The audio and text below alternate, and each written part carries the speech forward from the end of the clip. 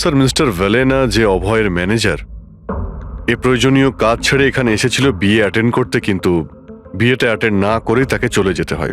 প্রথমত রিসর্টের গাড়ি ওনাকে এয়ারপোর্টে দিয়ে আসে, আর দ্বিতীয়ত ওনার কাছে একটা ছোট সুটকেস ছিল যার মধ্যে 5.5 ফুটের লাশ তো ঢুকতে পারবে না। আরেকজন স্যার, ইনি মিসেস মোতোয়ানি আর ইনি মিস সুজি। এরা মিতালির লিগাল টিমের স্যার। এদেরও কোনো প্রয়োজনীয় কাজের জন্য বিয়ে ফেলে চলে যেতে হয়। এরাও রিসর্টের কারে করেই গিয়েছে। এদের একটা সুটকেস ছিল আর ছিল ওদের নিজের ব্যাগ। আর এর মধ্যেও 5 ফুট 6 ইঞ্চির লাশ ঢুকবে না।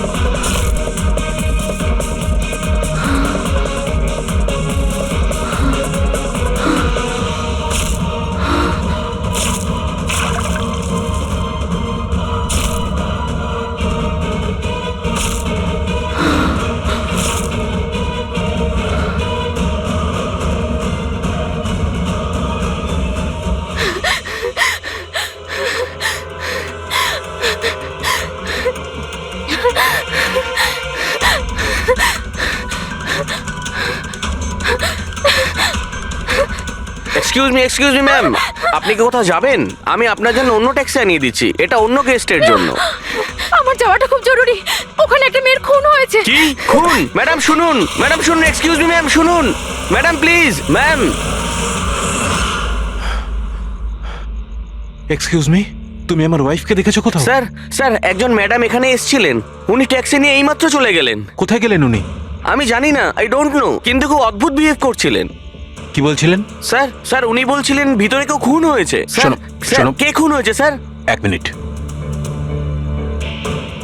এটা রাখ আর আমার কথাটা শোন। এখানে কারোর খুন হয়নি আর তুই কিচ্ছু শুনিসনি, বুঝেছিস? খোঁজ নে কোথায় গেল ও। Okay sir. স্যার, ওকে ছুরি মারছিল, মেয়েটা মরে গেছিল, তা সত্ত্বেও ওই লোকটা ওকে মেরেই যাচ্ছিল। স্যার আমাকে বাঁচান স্যার, ও আমাকে দেখে নিয়েছে, আমাকে ও ছাড়বে না। প্লিজ আপনি একটু শান্ত হয়ে যান, শান্ত হয়ে যান, আপনার কিচ্ছু হবে না। হ্যাঁ, আমরা এখানে আছি তো। একটা কথা বলুন, খুনি কি আপনাকে দেখতে পেয়েছিল? খুনি থাকলে তবে তো দেখতে পাবে। যদি কোনো খুন না হয়ে থাকে, কেউ খুনি না থাকে, তাহলে কে কাকে দেখবে? স্যার, আমি সুনীল কুমার আর ও আমার ওয়াইফ স্যার। স্যার, ও যা কিছু বলছে সব মিথ্যে স্যার। এই সমস্ত কিছু ওর কল্পনা, এরকম কিচ্ছু ঘটেনি স্যার। না স্যার, আমি মিথ্যে বলছি না স্যার। মিস্টার সুনীল, আপনি এনার স্বামী, কিন্তু এখানে এনাকে ভয় দেখানোর কোনো চেষ্টা করবেন না, বুঝেছেন? আমরা কি করে মেনে নেবো যে এই যেটা বলছে সেটা সত্যি না, আর তুমি যেটা বলছো ওটা সত্যি? তার কারণ ও মানসিকভাবে অসুস্থ স্যার, ওর স্লিপ প্যারালাইসিস আছে স্যার। স্লিপ প্যারালাইসিস মানে ঘুমের মধ্যে অবশ হয়ে যাওয়া? এর কথা তো আগে শুনিনি, কি এটা? ঘুমানোর সময় কিছুক্ষণের জন্য মানুষের বডি একেবারে অবশ হয়ে যায়, মানে জড় পদার্থের মতো। সেই সময় সে উল্টোপাল্টা স্বপ্ন দেখে আর সেটাকে সে সত্যি বলেই মনে করে, কিন্তু সে সময় সে চাইলেও কিছু করতে পারে না, কারণ তার বডি সেই সময় পুরোপুরি প্যারালাইজড হয়ে যায়। এটাকেই স্লিপ প্যারালাইসিস বলে, ঘুমের মধ্যে শরীর অবশ হওয়া। Is it okay? Exactly sir, আমাদের বিয়ে হয়েছে 6 বছর হলো, আর এই 6 বছরের মধ্যে প্রত্যেক 2-3 রাত অন্তর ওর এই অ্যাটাকটা হয় স্যার। আর এবারেও তাই হয়েছে স্যার, অন্য কিচ্ছু ঘটেনি। হ্যাঁ স্যার, জানি আমার এই রোগটা আছে, কিন্তু যখনই আমার মাইগ্রেনের পেন ওঠে, আমার মাথা ঘুরতে থাকে আর চোখের সামনে সবকিছু ঝাপসা হয়ে যায়। কিন্তু স্যার, এই সময় আমি শুধুমাত্র একটু ঘুমানোর চেষ্টা করি।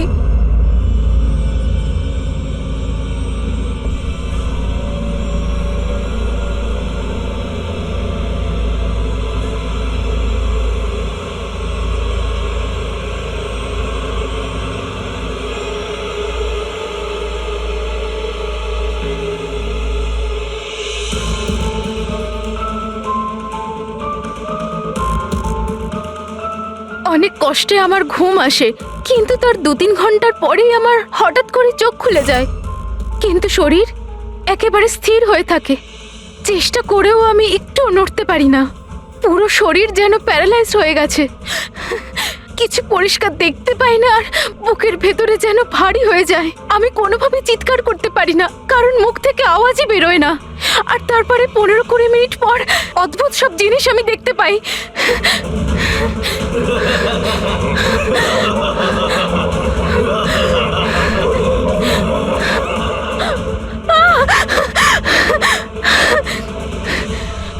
ও এসে গেছে, এবার আমাকে মেরে ফেলবে।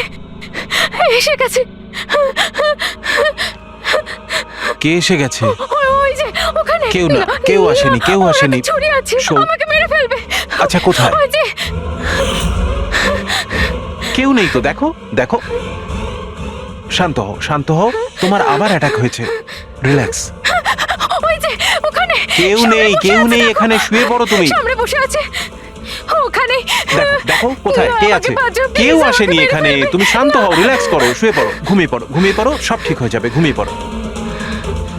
তার মানে আপনি যা যা তখন দেখতে পান সে সবই মনের ভুল, সেগুলো আদৌ সত্যি নয়? হ্যাঁ, প্রত্যেকবার সত্যি হয় না, কিন্তু এবার সত্যি হয়েছে।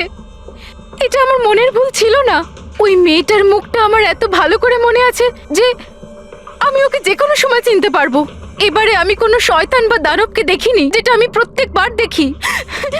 আমি সত্যি বলছি, আমি ওখানে খুন হতে দেখেছি। আমি একদম মিথ্যে কথা বলছি না, ওখানে খুন হয়েছিল। খুন খুন খুন, ব্যাস, কিচ্ছু হয়নি ওখানে। সুনীল বাবু, আপনি চুপ করুন, চুপ করুন। খুন হয়েছিল কি না সেটা আমরা খুঁজে বের করব। আপনারা দুজনে শুধু সেদিনকার ঘটনাটা বলুন। সে রাতে কি হয়েছিল প্রথম থেকে? স্যার, আমরা দুজন এখানে আমার কাজিন অভয়ের বিয়ে অ্যাটেন্ড করতে এসেছিলাম। কাল রাতে অভয় আর মিতালি, মানে ওর হবু স্ত্রী, দুজনে একটা ককটেল পার্টি করছিল। এখন আমার কথা মন দিয়ে শোনো। মিতালি যা কিছু প্রপার্টি এবং ব্যাংক ব্যালেন্স আছে, 7 পাকে বাঁধা পড়ার আগে যেন তোমার নামে ট্রান্সফার হয়ে যায়। এই মেয়েটার ওপর তোমার যে ভালোবাসার নেশাটা চেপেছে সেটাকে ইউজ করো বাবা। ওয়েল মিতালি, একটা কথা বলবো? এখনো সময় আছে, আবার ভেবে দেখ। এই অভয় তোর যোগ্য নয়। তুই এর থেকে অনেক ভালো ছেলে পেয়ে যাবি। তুমি জানো না, একে নিয়ে তো সারা শহর চর্চা করছে। আমি এর সাথে তোমার বিয়েটা এই জন্যই দিচ্ছি যাতে তুমি ডুবে না যাও। You got it? So be focused please. আমি জানি কি করতে হবে। আমার ওই সাইকোর সঙ্গে বিয়ে করার কোনো শখ নেই। করছি কারণ আর কোনো রাস্তা নেই। তাই আমাকে বুঝিও না কি করতে হবে। I know what to do. ঠিক আছে? হাই।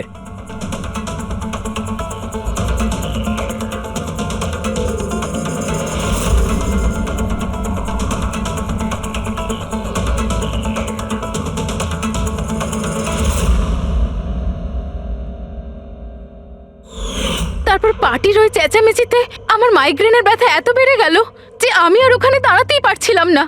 রাইমা, কি হলো? কি হয়েছে? আমার মাইগ্রেনের ব্যথাটা বেড়েছে, আমার শরীরটা ভালো লাগছে না। আমি রুমে গিয়ে একটু রেস্ট নিচ্ছি।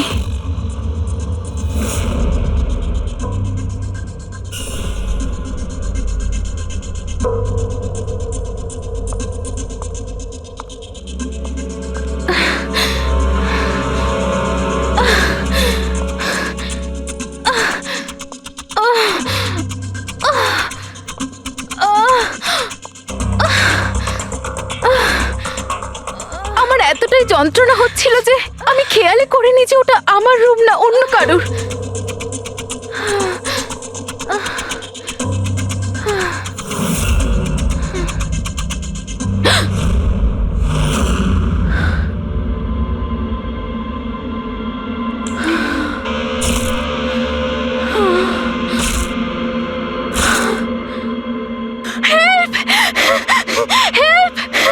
প্রায় 45 মিনিট পরে যখন আমি নর্মাল হই, আমি উঠে এদিক ওদিক দেখি, তখন কিন্তু ওখানে কোনো খুনি ছিল না, না কোনো লাশ ছিল, না কোথাও রক্ত লেগেছিল।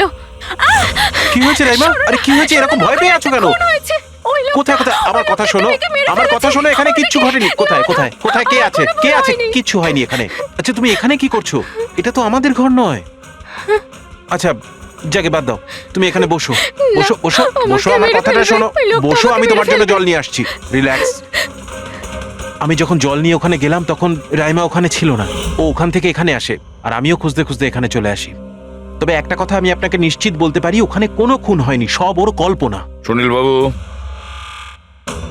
যেভাবে রাইমা আমাদের এ কথা বলছে না, তাতে মনে হয় না মন গড়া কিছু। নিশ্চয়ই ওতে কোনো সত্যি আছে। স্যার ওই রুমটা বিয়ের অনুষ্ঠানের জন্য ভাড়া নেওয়া ছিল, আর আমি গেস্ট লিস্ট ভালো করে চেক করে দেখেছি, কেউ নিখোঁজ হয়নি, কারোর মার্ডার হয়নি। স্যার স্যার আপনি ওর কথাকে গুরুত্ব দেবেন না। শুধু বিয়েটা ঠিকমতো হয়ে যেতে দিন, নইলে জিৎ আঙ্কেলের সর্বনাশ হয়ে যাবে। আর তার চেয়েও বড় কথা, আমি পথে বসে যাব স্যার। বিয়েতে কোনো প্রবলেম হবে না, আমরা জিজ্ঞাসাবাদ তো করবই, কিন্তু আমাদের ঢঙে।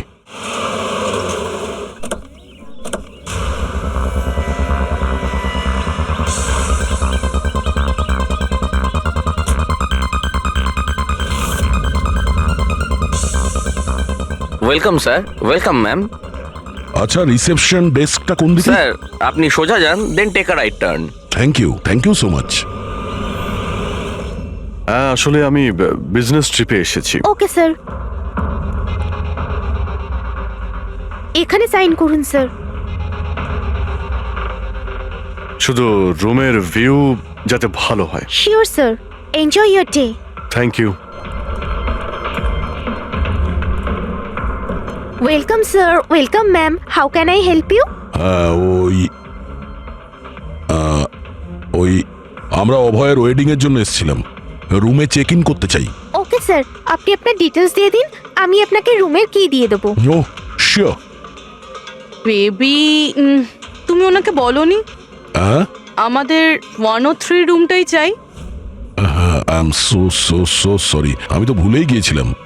ম্যাম, আসলে আমাদের ওই 103 নম্বর সুইট রুমটা চাই। ঠিক আছে স্যার, আপনাকে 103 দিচ্ছি। আমি যেমনটা বললাম তেমন কেন করলে না? কিন্তু এবার কি করব, কি করে লুকোবো? লুকোতে তো হবেই। এসো, আমি বলে দিচ্ছি কিভাবে। এসো।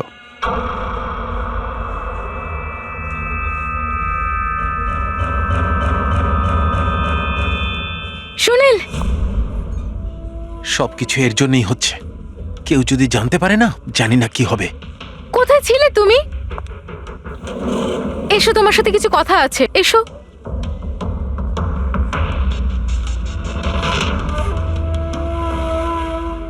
Thank you. Excuse me, yes sir. আমি আপনাদের সিসিটিভি সিস্টেমটা চেক করতে চাই। আপনাদের সিকিউরিটি ইনচার্জকে একটু ডেকে দেবেন। Okay sir.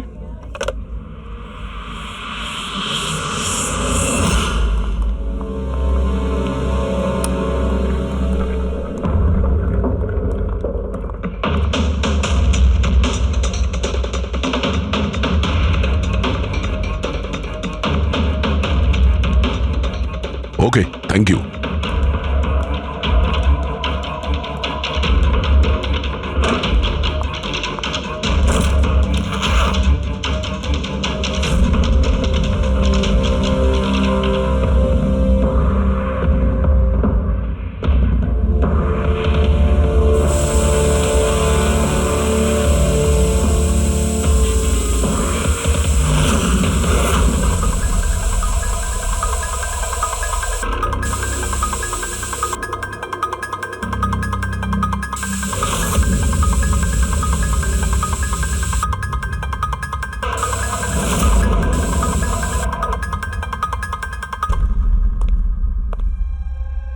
এই লুমিনল টেস্ট দিয়ে তো কিছু জানা গেল না। মনে তো হচ্ছে না এখানে কোনো খুন হয়েছে। স্যার, খুনি খুব ভালোভাবে পরিষ্কার করেছে। এটা কি করে সম্ভব? স্যার, যেভাবে রাইমা বলেছে, খুন হবার পরে এখানে রক্ত ছড়িয়ে থাকার কথা। যতই ভালোভাবে পরিষ্কার করা হোক না কেন, এই কেমিক্যালটা দিয়ে তো রক্তের দাগ বোঝা যায়। কিন্তু এখানে তো কোনো চিহ্নই নেই, কোনো চিহ্ন নেই। স্যার, হয়তো রাইমার সত্যি সত্যি কোনো ভ্রম হয়েছে, নয়তো খুনি এখানে একটাও রক্তের ফোঁটা মাটিতে পড়তে দেয়নি।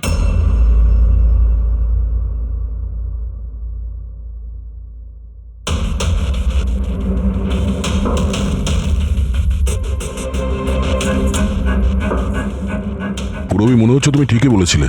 খুনি রক্তের একটা ফোঁটাও পড়তে দেয়নি। এই দেখো, রক্তের একটা ফোঁটাও মাটিতে কিংবা দেওয়ালে লাগেনি, কারণ খুনি পুরো রুমটাকে প্লাস্টিক শিট দিয়ে কভার করে দিয়েছিল।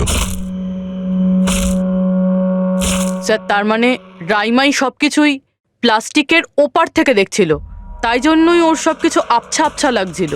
হ্যাঁ, এই প্লাস্টিক শিট যেখানে জোড়া হয় হতে পারে সেখানে একটা গ্যাপ ছিল, আর ওই গ্যাপ দিয়েই ওই মেয়েটার মুখ দেখে ফেলেছে ও। না লাশ পেয়েছি, না ফিঙ্গারপ্রিন্ট, আর না কোনো রক্ত। মনে হচ্ছে এই কেসে আমরা ফরেন্সিক ল্যাব থেকে কোনো সাহায্য পাবো না। এটা জানা খুব একটা সহজ নয় যে কার খুন হয়েছে, করেছে কে, আর ওই লাশটা গেল তো গেল কোথায়? আরে না না, সেই প্রবলেম তো ঠিক হয়ে গেছে। অ্যাকচুয়ালি আমাদের সফটওয়্যার করাপ্ট হয়ে গেছিল, সেই জন্য যত ভিডিও ছিল সব ডিলিট হয়ে গেছে। পরশুদিন যা রেকর্ড হয়েছিল, মানে পরশু থেকে শুরু করে আজ পর্যন্ত যা রেকর্ড হয়েছিল সব ডিলিট হয়ে গেছে। বিগত 24 ঘন্টার সমস্ত ফুটেজ উড়ে গেছে। খুন হওয়া থেকে রাইমা দেবী যা বলেছেন সেই থেকে 24 ঘন্টার মধ্যে হোটেলে যা যা কিছু ঘটেছে তার কোনো রেকর্ড নেই। অদ্ভুত ব্যাপার। প্রথমে পুরো রুমটাকে প্লাস্টিক দিয়ে ঢেকে দেয়, আর এখন সিসিটিভি ফুটেজ। খুব চালাক অপরাধী। এক মিনিট, তুমি হোটেলের ভিতরের কিছু জানতে পারলে না, কিন্তু হোটেলের বাইরে সিসিটিভি ফুটেজ চেক করেছো? হ্যাঁ, আছে তো sir. Main gate, garden, parking lot আর হোটেলের পিছন দিকটার।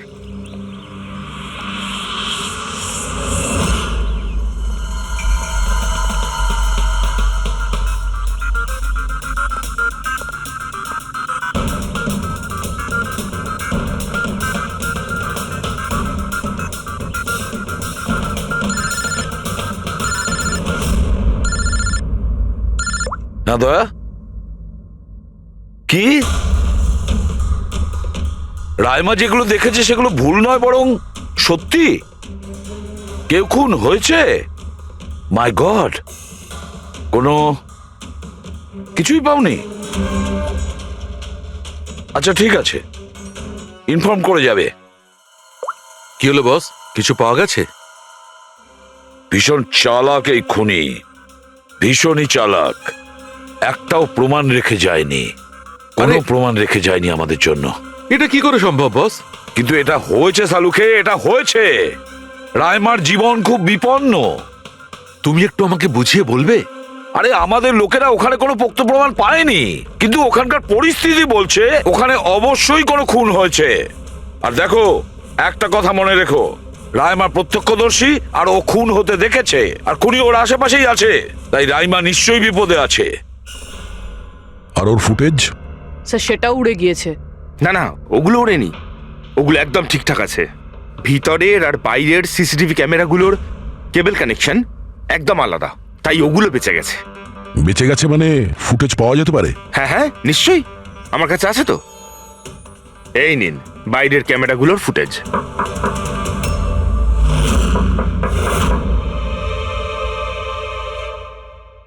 স্যার, উনি যদি তখন ওর ওপর আক্রমণ করে যখন স্লিপ প্যারালাইসিসের অ্যাটাক হয়, তখন তো আঙুলও নাড়াতে পারবে না। আর যদিও নিজের আঙুল নাড়াতে পারে তাহলে কি করে ডক্টর সারিকা?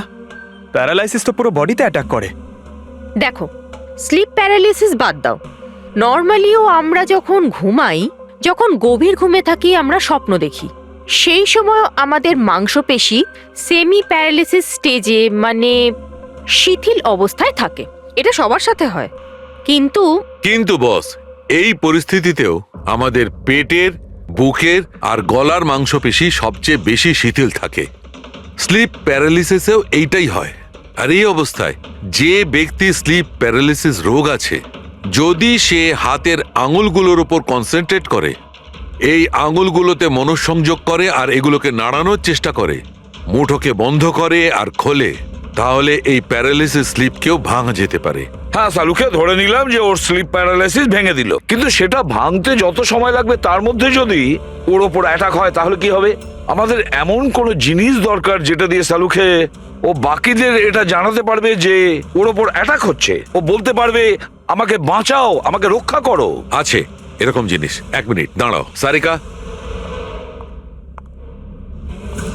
বস, এইটা এইটা হচ্ছে অ্যালার্ম। রাইমা যখন নিজের আঙুলগুলো নাড়ানোর চেষ্টা করবে তার স্লিপ প্যারালিসিস ভাঙার জন্যে, আর যখন সে সেটা ভেঙে ফেলবে নির্দিষ্ট সময়ের আগে, তখন তাকে শুধু এইটা করতে হবে, এই অ্যালার্মটাকে টিপতে হবে। তখন এটা বাজতে শুরু করবে, আর এই অ্যালার্ম দয়া, পুরবী আর অভিজিৎ তিনজনের মোবাইল ফোনে কানেক্ট করা আছে, জেনে যাবে তারা। তখন ওনারা ওর কাছে পৌঁছে যাবে আর খুনিকে ধরে ফেলবে। শালুকে এই অ্যালার্ম দিয়ে বিপদ এড়ানো যেতে পারে, কিন্তু দূর করা যাবে না। বিপদ তো তখন দূর হবে যখন আমরা খুনির কাছে আগে পৌঁছবো। অভয়, এটা অভয়ের রুম না? অভয় কে? যার বিয়ে হওয়ার কথা? Yes, of course. ওর বিয়ে আমার সাথেই হওয়ার কথা। ওহো হো, আর আপনি আপনার ফিয়ন্সের রুম চেনেন না? তবে এটা আমার রুম, আর রিসর্টের সমস্ত রুমগুলো বিয়ের জন্য বুক করা হয়নি। এখানে আরো অনেকেই থাকে। কনগ্রাচুলেশনস। হ্যালো, তুমি কোথায় আছো? আর সেটা তুমি আমাকে এখন বলছো? সিরিয়াসলি? দেখো, যেটা করার না একটু তাড়াতাড়ি করো, আমার কাছে বেশি সময় নেই। আর হ্যাঁ, আমি না এই বিয়েতে কোনো রকম ঝামেলা চাই না, ঠিক আছে?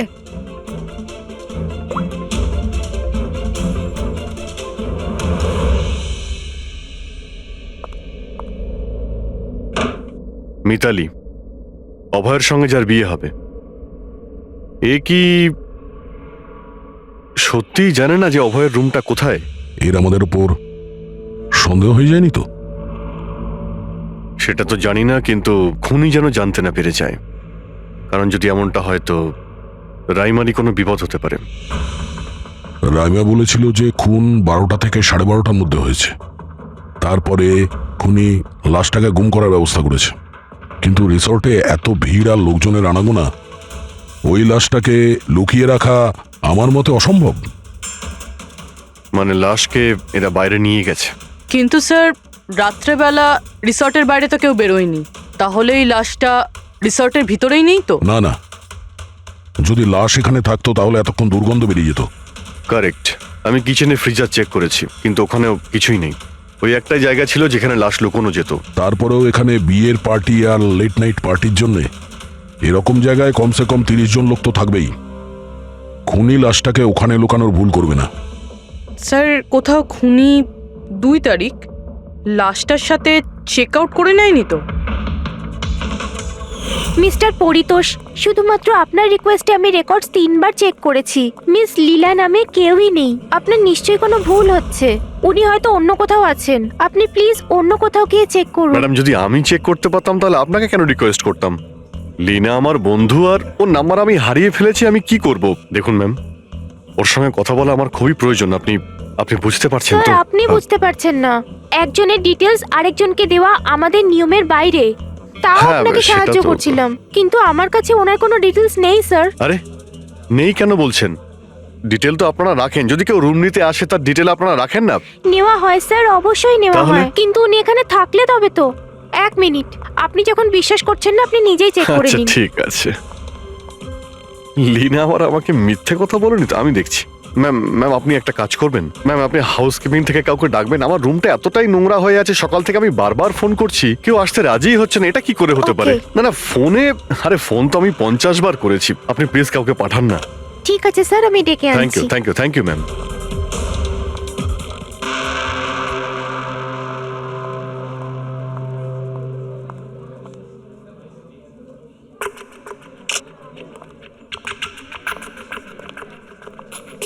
আজকে যতজন চেক আউট করেছে তাদের মধ্যে 4 জন তো এসেছিল বিয়েটা অ্যাটেন্ড করতে, কিন্তু বিয়েটা অ্যাটেন্ড না করেই চলে গেছে। বিয়েতে অংশগ্রহণ না করেই চলে গেছে? অদ্ভুত ব্যাপার। এই যে দেখো না, এই 4 জনের নাম আমি এখানে দেখতে পাচ্ছি। কি করা যায় বলো তো? স্যার, আমি এই 4 জনের ব্যাপারে সব খোঁজ খবর নিচ্ছি। আর পুরবী, রাইমাকে হোটেলের বাইরে সিসিটিভি ফুটেজ দেখিও, মেন গেটের, যেখান থেকে লোক যাওয়া আসা করে। ও বলেছিল না আমাদের যে ও ওই মেয়েটাকে চিনে নেবে। স্যার,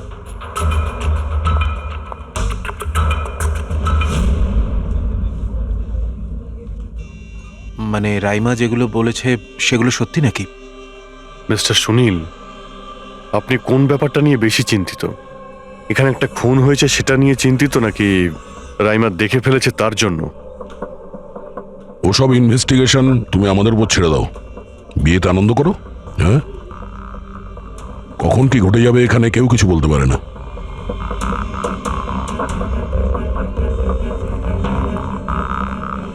আরে চল ভাই চল, বাকি ড্রেসগুলো রেডি করতে হবে, তো সাহায্য চাই।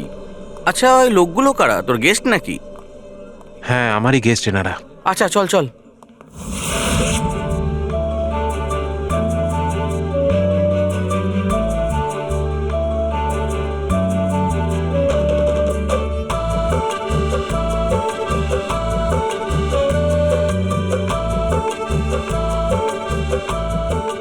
তোর তো গেম ওভার হয়ে গেল ভাই। তোর পেছনে যে গার্লফ্রেন্ডদের লম্বা লাইন ছিল সেটার কি হবে? যদি মিতালি শুনতে পায় না তাহলে গেম সত্যি ওভার হয়ে যাবে। আচ্ছা ভাই, আমাকে একটা কথা বল, তুই একটা মেয়ের সাথে সারাটা জীবন কি করে কাটাবি বলতো? তোর সব কাণ্ড কারখানা না সাইডে ঠিক চলছে। জিজ্ঞেস করে কে? ককটেল পার্টি থেকে হঠাৎ করে কোথায় উধাও হয়ে গেছিল? আরে কোথাও উধাও হয়নি, মিতালির সামনে হয়তো কান্দর উঠবোস করছিল। এই শোন, যা শাট আপ। আমি ভয়টায় পাই না ওকে। Just wait and watch. ড্রিঙ্কটা শেষ কর।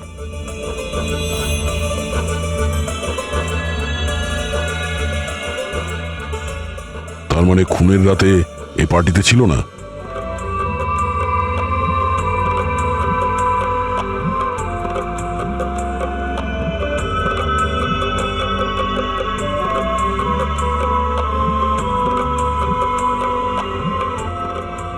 এমন কি বলতে চাইছিল এ, যেটা রঞ্জিত লুকানোর চেষ্টা করছে? স্যার, ম্যাডাম এখন ঠিক আছেন তো? আর সেদিনকে যে ওই মার্ডারের ব্যাপারে বলছিলেন, ওনারই ভুল ধারণা মিটে গেছে তো? আমার কথা শোন, ও যা যা ভুলভাল বকছিল সেগুলো আর বলছে না। তুইও মুখটা বন্ধ করে রাখ। যা এখন যা। ওকে। ভালো হয়েছে রাইমা মাইগ্রেনের জন্য এখন নিজের রুমে শুয়ে আছে। এটা ভালো সুযোগ, এখনই কিছু না কিছু একটা করতে হবে।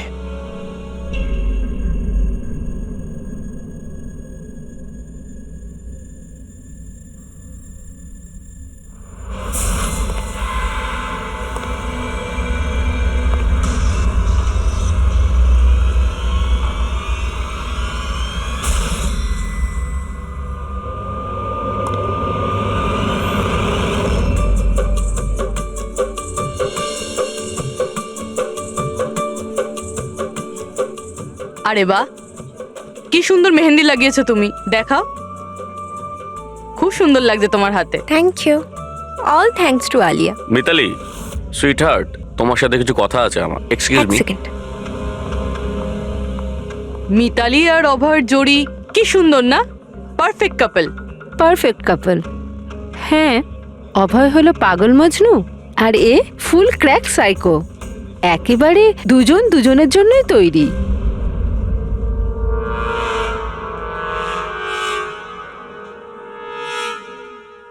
মিতালি অভয়ের ব্যাপারে এটা জানে?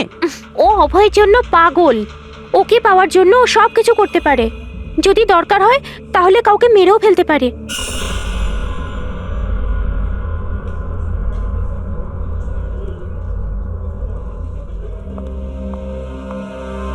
হয়ে গেল কথা।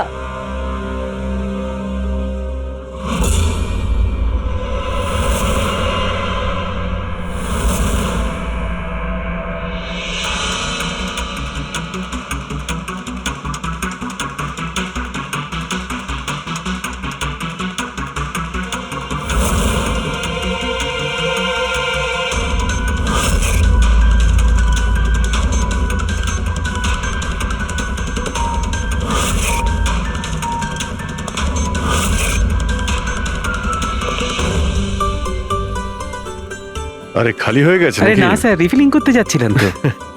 আরে ভাই, যার বিয়ে হচ্ছে সে তো এ একেবারে উল্টে যাচ্ছে। আচ্ছা মিস্টার নিতিন, আর ওই রঞ্জিত কি ওকে আটকায় না নাকি?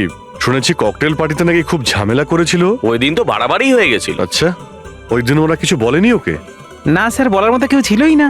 রঞ্জিত স্যার তো নিজেই 11টার পরে পার্টিতে এসেছিলেন। ও, আর ওনার ছেলে নিজের হবু স্ত্রীকে খুঁজে বেড়াচ্ছিলেন। ভেতরে যাচ্ছেন, বাইরে আসছেন, বলার মতো কেউ আচ্ছা, ছিলই না। আচ্ছা, মানে খালি কোনেই ছিল পার্টিতে? স্যার ও তো বরের পিছন পিছনই ঘুরে বেড়াচ্ছিল।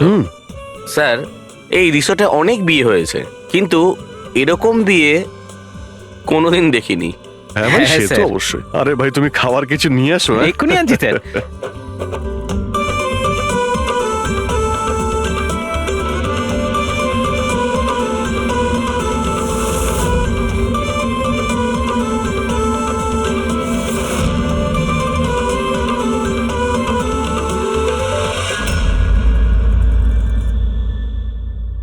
রাইমা, এটা দেখো, এটা তোমার সাহায্যের জন্য অ্যালার্ম। যেই মুহূর্তে তুমি এই বোতামটা টিপবে, দয়া, পুরবী আর অভিজিতের কাছে যে যে ফোন আছে ওখানে অ্যালার্ম বাজবে, আর ওরা সঙ্গে সঙ্গে তোমাকে হেল্প করার জন্য ওখানে পৌঁছে যাবে। ঠিক আছে। কিন্তু যখন তোমার স্লিপ প্যারালিসিস হবে তখন নিজের হাতের আর পায়ের আঙুলগুলোকে নাড়াবার চেষ্টা করবে, কারণ স্লিপ প্যারালিসিসের সবচেয়ে কম এফেক্ট আমাদের হাতের আর পায়ের আঙুলে হয়ে থাকে।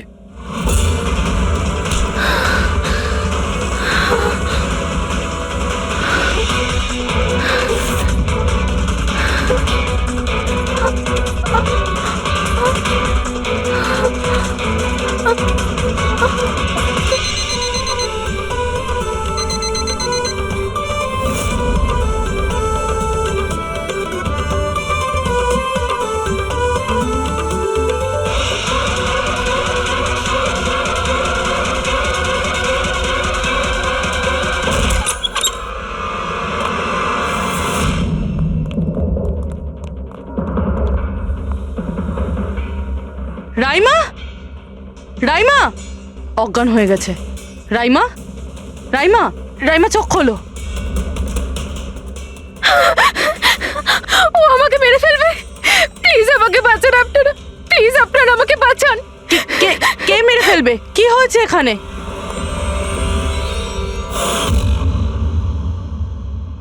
কি মিস্টার সুনীল, এবার আপনি কি বলবেন? এখন ওর কথায় আপনার বিশ্বাস হচ্ছে নাকি নিজের জ্যাঠার রেপুটেশন নিয়ে ভাবছেন আপনি?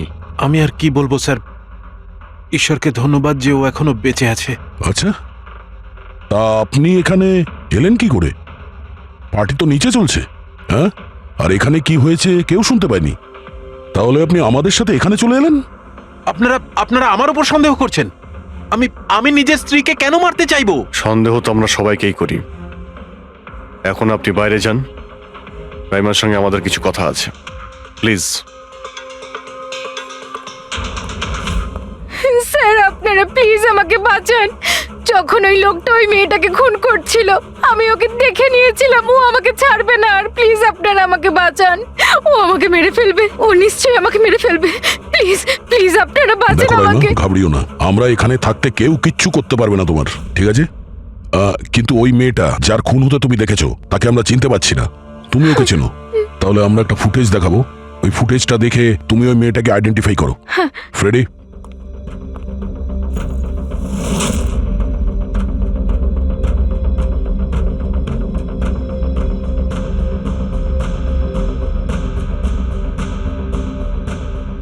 স্যার এই যে ওই মেয়েটা, এর খুন হয়েছিল, আমি নিশ্চিত এটা ওই মেয়েটাই।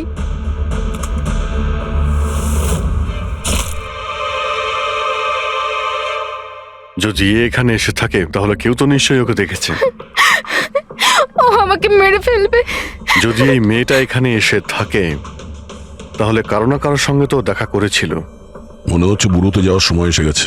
যে চারজন যারা বিয়েতে এসেছিল কিন্তু অংশগ্রহণ না করেই চলে গেছে, ওদেরকেও জিজ্ঞাসাবাদ করতে হবে। স্যার, মিস্টার ভেলেনা যে অভয়ের ম্যানেজার, এ প্রয়োজনীয় কাজ ছেড়ে এখানে এসেছিল বিয়ে অ্যাটেন্ড করতে, কিন্তু বিয়েটা অ্যাটেন্ড না করেই তাকে চলে যেতে হয়। প্রথমত রিসর্টের গাড়ি ওনাকে এয়ারপোর্টে দিয়ে আসে, আর দ্বিতীয়ত ওনার কাছে একটা ছোট সুটকেস ছিল যার মধ্যে 5.5 ফুটের লাশ তো ঢুকতে পারবে না। আরেকজন স্যার, ইনি মিসেস মোতোয়ানি আর ইনি মিস সুজি। এরা মিতালির লিগাল টিমের স্যার। এদেরও কোনো প্রয়োজনীয় কাজের জন্য বিয়ে ফেলে চলে যেতে হয়। এরাও রিসর্টের কারে করেই গিয়েছে। এদের একটা সুটকেস ছিল আর ছিল ওদের নিজের ব্যাগ। আর এর মধ্যেও 5 ফুট 6 ইঞ্চির লাশ ঢুকবে না। আর এরা আবার বিয়ে অ্যাটেন্ড করতে আসছেও স্যার। আর এই চতুর্থ ব্যক্তি, এ হলো দক্ষ। এ হলো সুনীলের পিআর ম্যানেজার। 1 জুনে এসেছিল আর 2 জুনেই চলে গেছে নিজের গাড়ি করে। 1 মিনিট পঙ্কজ, একবার তুমি এই লোকটার বিয়েতে আসার ফুটেজটা দেখাও তো। ওকে, এবার তুমি ওর যাওয়ার ভিডিওটা দেখাও। মিস্টার দক্ষ এসেছিল একটা সুটকেস নিয়ে, আর যাওয়ার সময় দেখছি দুটো সুটকেস। বিয়ের থেকে রিটার্ন গিফট নিয়ে যাচ্ছে স্যার।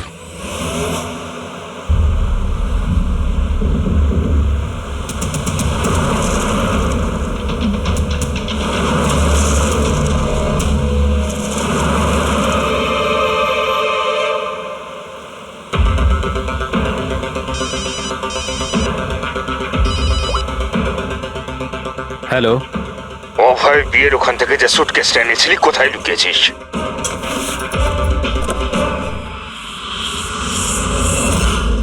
কে বলছে? আর কি বলছো তুমি? কোন সুটকেস?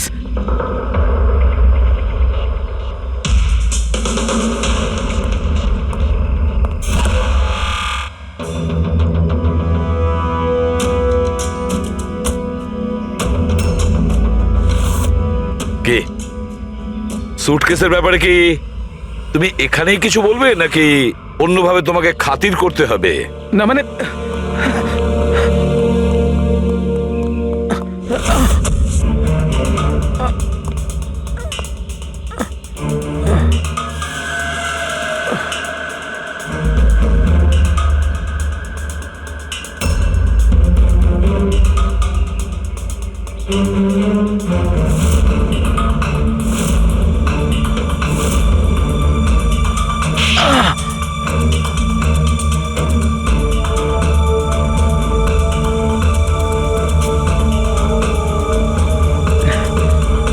কিছু মনে পড়ছে?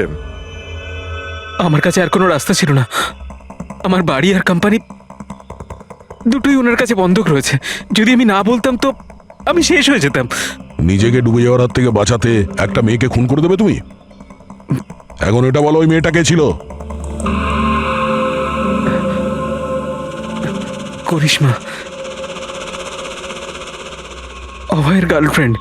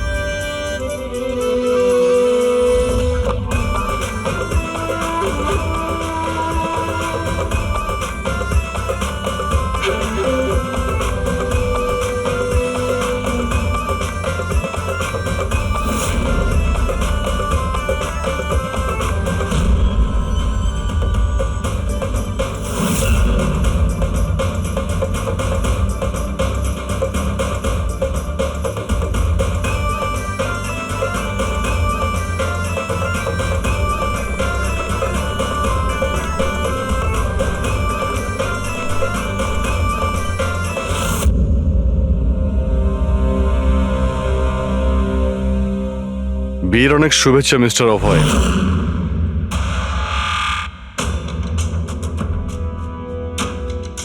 আপনার জন্য কিছু উপহার নিয়ে এসেছি, এমন উপহার যার জন্য এই বিয়েটা সম্পূর্ণ হতেই পারবে না। আপনার বান্ধবী করিশ্মা আপনার জন্য কিছু উপহার পাঠিয়েছে।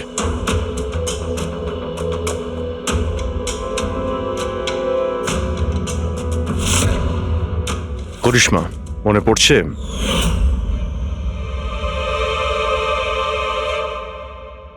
উপহার দেখতে চান আপনি? দেখতে চাইছেন না আপনি? হ্যাঁ, দেখুন, এক্ষুনি দেখাচ্ছি। দরকার নেই স্যার, প্লিজ দাঁড়ান প্লিজ।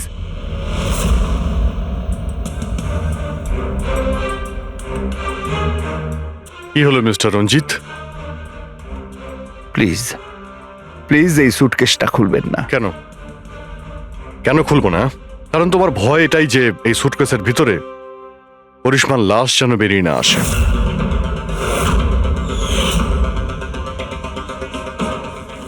সেই করিশ্মা যাকে তুমি আর দক্ষ মিলে খুন করেছিলে, তারপর টুকরো টুকরো করে এই সুটকেসের মধ্যে ভরেছিলে, আর তারপর বাইরে পাচার করে দিয়েছিলে।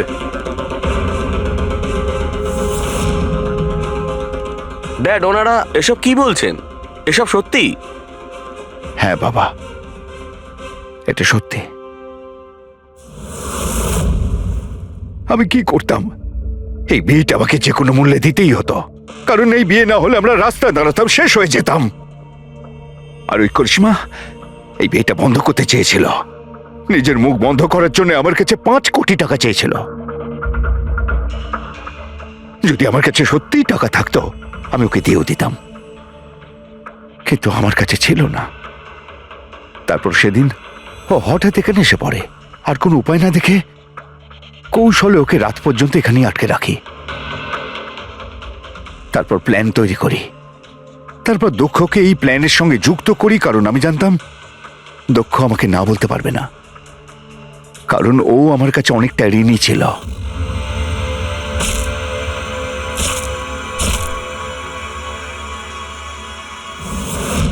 সবকিছু ঠিকই চলছিল, সবকিছু হয়েও গিয়েছিল, কিন্তু জানি না হঠাৎ করে এ কি করে এলো। এসে সবকিছু দেখে ফেললো। আমি একেও মারবার চেষ্টা করেছিলাম, কিন্তু আপনাদের টিম এসে একে বাঁচিয়ে দেয়। একটা অপরাধ লুকানোর জন্য আর একটা অপরাধ, আর এর প্রধান কারণ এই যে তোমার আদলের দুলাল। ঠিক সময় যদি বাধা দিত তাহলে এই ঘটনা ঘটতো না।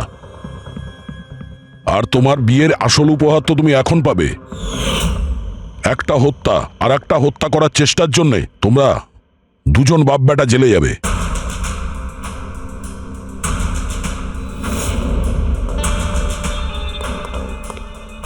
Thank you.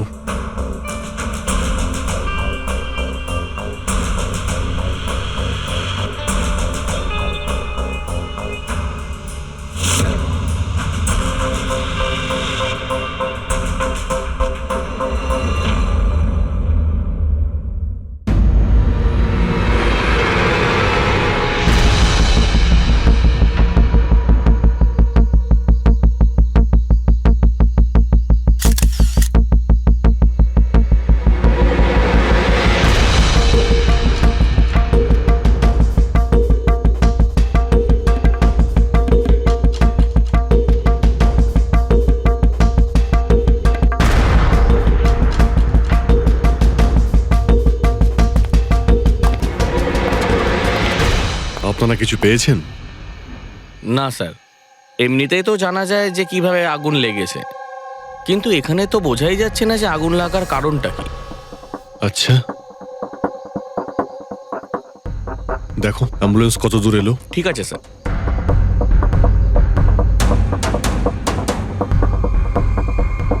খুব বাজেভাবে ঝলসে গেছে। অদ্ভুত ব্যাপার, জানতেই পারা যাচ্ছে না যে আগুনটা কি করে লাগলো।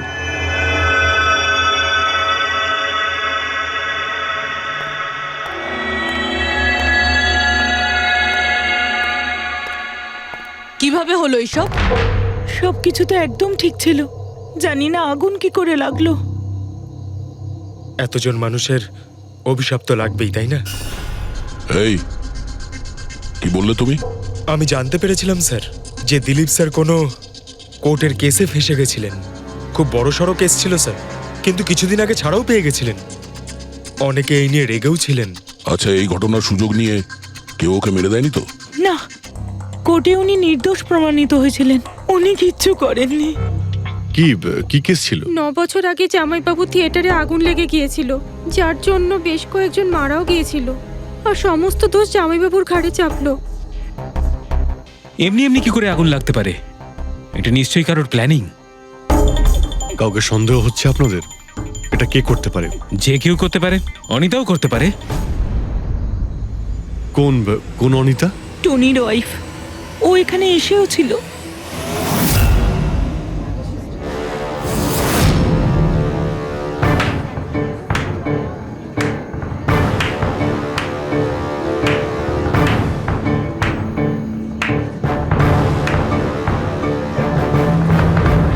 Anita,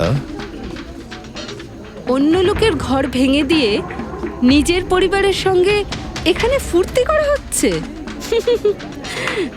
very good, very good, বাহ। কিন্তু একটা কথা মনে রেখো, ওই লোকগুলোর মতো তোমরাও ছটফট করে মরবে। সিকিউরিটি, এই চুপ, একদম চেঁচাবি না। বের করো একে বাইরে, বের করো। চলুন ম্যাম, বাইরে চলুন। আউট। মনে হচ্ছে তোদের কি পরিণতি হবে তা নিয়ে কোনো মাথা ব্যথা নেই। তোদের খারাপ সময় শুরু হয়ে গেছে, মনে রাখিস। তুই আমার টনির সাথে যা করেছিস না, মনে রাখিস এরপরে তুই আর বেশি দিন বাঁচবি না, শুনেছিস? তুই এই নিয়ে যাবে কে? তুই আর বাঁচবি না, নরকে যাবি তুই। আর তাকিয়ে দেখছো কি? নিয়ে যাবে কে? তোকে নরক যন্ত্রণা ভোগ করতে হবে, ছটফট করে মরবি তুই, মনে রাখিস। আরে যা।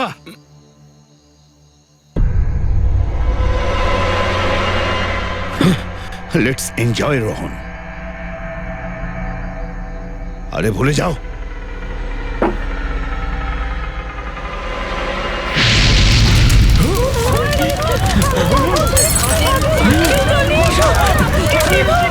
দিলীপ আর রোহনকে যে কেসে ভাসানো হয়েছিল সেই কেসেই কোর্ট টনিকে শাস্তি দিয়েছিল। আচ্ছা, কে কে জানতো যে আপনারা এখানে এই রেস্টুরেন্টে আসবেন? জানি না স্যার। আচ্ছা, দিলীপ বাবু আসার আগে এই চেয়ারের আশেপাশে কাউকে দেখেছিলেন? কোনো অচেনা কাউকে? না স্যার, কাউকেই দেখিনি স্যার। এই টেবিলটাকে রিজার্ভ করেছিল? দিলীপবাবু ফোন করেছিলেন, বলেছিলেন যে আমাদের জন্য টেবিল রিজার্ভ করে রাখো, সবসময় এখানেই বসতেন, এই টেবিল এই চেয়ারেই, রেগুলার কাস্টমার ছিলেন আমাদের। কারোর আগে থেকে জানা ছিল যে দিলীপ এখানে এই চেয়ারে বসবে? স্যার, চেয়ারের আশেপাশে তো এমন কোনো জিনিস নেই যা দিয়ে আগুন লাগতে পারে। এ তো অদ্ভুত ধরনের mystery. CCTV camera.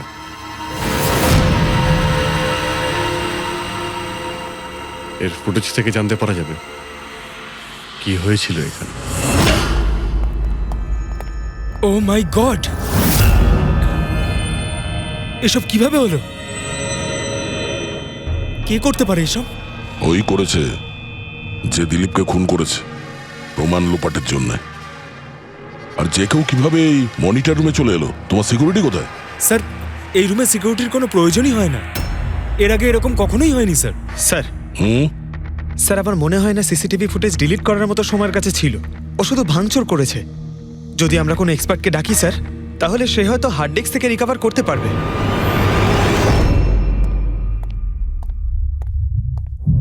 Sir, sir 9 বছর আগে দিলীপ আর রোহনের একটা থিয়েটার ছিল যেটায় আগুন লেগে গিয়েছিল। এক্সিট এন্ট্রির দরজা বন্ধ থাকার কারণে 12 জন লোক আগুনে পুড়ে মারা যায়। ভিকটিমদের ফ্যামিলি যখন কেস করে তখন ইনভেস্টিগেশনে জানা যায় যে সেই সময় একজন গার্ড ছিল। হ্যাঁ, টনি। হ্যাঁ স্যার।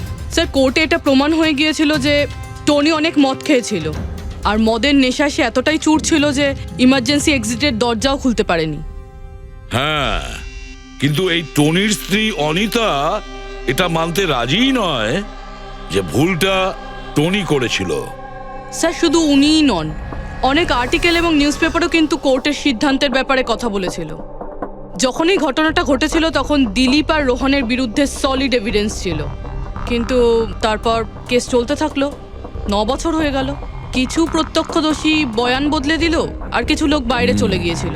স্যার, দিলীপ আর রোহন নিশ্চয়ই টাকা আর ক্ষমতার অপব্যবহার করেছে, আর এই কথাটা নিশ্চয়ই টনি জানতে পেরেছিল। ওই হয়তো পাঠিয়েছে অনিতাকে দিলীপকে মারার জন্য। কিন্তু ফেডরিক, যখন অনিতা ওখানে ছিলই না, তাহলে আগুন লাগালো কি করে? না না, সিকিউরিটির লোকেরা তো ওকে বাইরে বের করছিল ওই রেস্টুরেন্ট থেকে। এমন কি জিনিস ছিল যার জন্য হঠাৎ করে আগুন লাগলো? স্যার, হয়তো ডক্টর সালুংখে আমাদের কোনো হেল্প করতে পারে। না হলে অনিতা।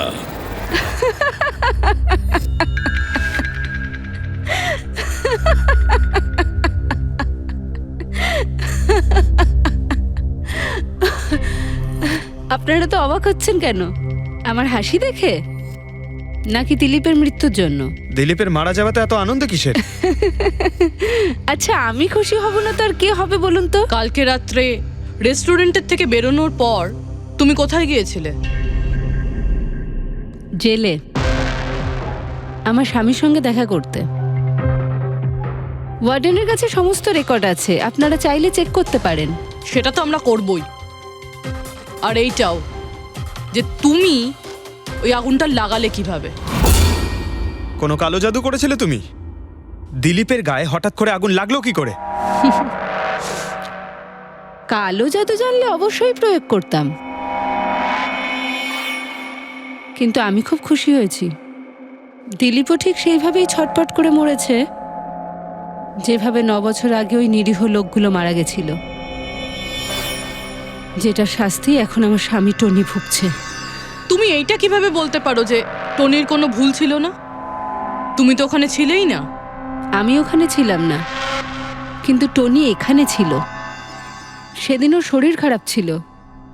ওর মালিকদের মানে রোহন আর দিলীপকে বলে তাড়াতাড়ি বাড়ি চলে আসে আগুন লাগার অনেক আগেই। ভুল ওদের দুজনের ছিল, ওরাই পুরনো দরজা ঠিক করায়নি, যার জন্য ওখানে আগুনে পুড়ে অনেক লোক মারা গেছিল। আমার স্বামীর নয়, ওদের দুজনের দোষ ছিল। তাতে তোমার নিশ্চয়ই খুব রাগ হয়েছিল, ওদেরকে মেরে ফেলারও ইচ্ছে হয়েছিল। 12 জন মারা গেছিল ওখানে। আমার থেকে অনেক বেশি রাগ ওদের পরিবারের লোকেদের হয়েছিল, কিন্তু এখন হয়তো ওরা খুব খুশি দিলীপের মৃত্যুর খবর শুনে। খুব খুশি হয়েছে। ওরা আরো বেশি আনন্দ পাবে যেদিন রোহন পুড়ে মরবে।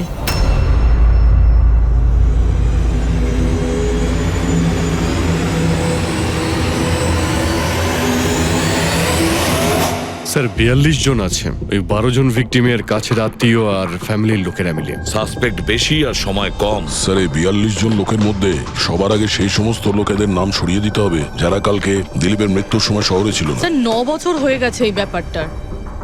হয়তো অনেক মানুষ দেশ ছেড়েও চলে গিয়েছে, আর কিছু লোক হয়তো এই পৃথিবীতেই আর নেই। তারপরেও খোঁজ তো নিতে হবে।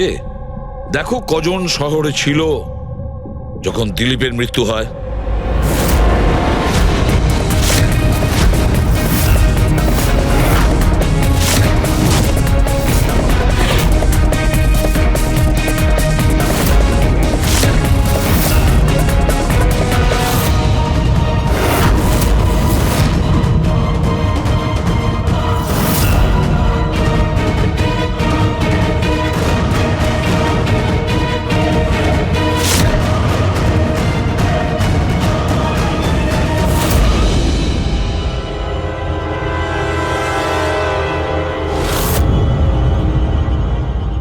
হ্যাঁ পঙ্কজ, কজন এখানে আছে? 27 জন স্যার, যারা সেই সময় শহরে ছিল, আর ওদের দিলীপকে মারার কারণও ছিল। ঠিক আছে, সবাইকে বিউরোতে ডাকো, দেখা যাক ওরা নির্দোষ হওয়ার কি গল্প শোনায় আমাদের। জেমস, তোমার বাবা 9 বছর আগে থিয়েটারে আগুন লাগার কারণে মারা গেছেন, তাই তো? Yes sir. আপনার হাজবেন্ড ফিল্ম একাই দেখতে গিয়েছিলেন? সেই দিন আমি বিজি ছিলাম, তাই উনি একাই চলে যান। কালকে রাত্রে কোথায় ছিলে তুমি? স্যার আমি আমার বন্ধুদের সঙ্গে ছিলাম। স্যার আমি পাসপোর্ট অফিসে গেছিলাম। ওই দুজনকে আমি এমনি এমনি ছেড়ে দেব না। তো কি করেছিলে তুমি? ভেবেছিলাম যে দিলীপের সাথে ফেস টু ফেস দেখা করব, আর ওকে জিজ্ঞেস করব যে তুমি এরকম কেন করলে। স্যার তারপরে আমি আমার বন্ধুদের সাথে বাড়িতে যাই। আমি আমার ওয়াইফের সাথে মলে ছিলাম।